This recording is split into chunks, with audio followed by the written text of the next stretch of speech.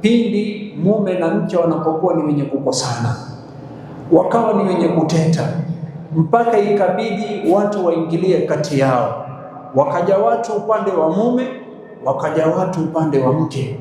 Madamu hawa wawili wameshindwa kuelewana, kama vile watu wanavyokuja wakati wa kuleta posa, kama vile watu huja upande wa mume na watu huja upande wa mke, Allah subhanahu wa ta'ala atoa mwongozo, ndoa isifunjike, mume na mke wasiachane, wasiwe ni wenye kujiamulia.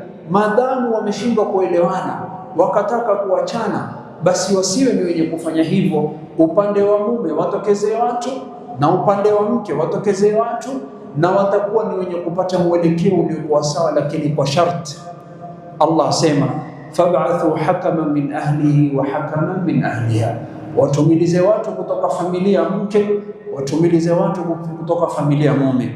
Allah asema yurida islahan yuwaffiqillahu bainahuma, ikiwa hawa wana nia nzuri, upande wa mume na upande wa mke wana nia nzuri, wako na nia kutaka hiyo ndoa kubakia, Allah subhanahu wa ta'ala asema yuwaffiqillahu bainahuma, Mwenyezi Mungu atatia tawfiki yake.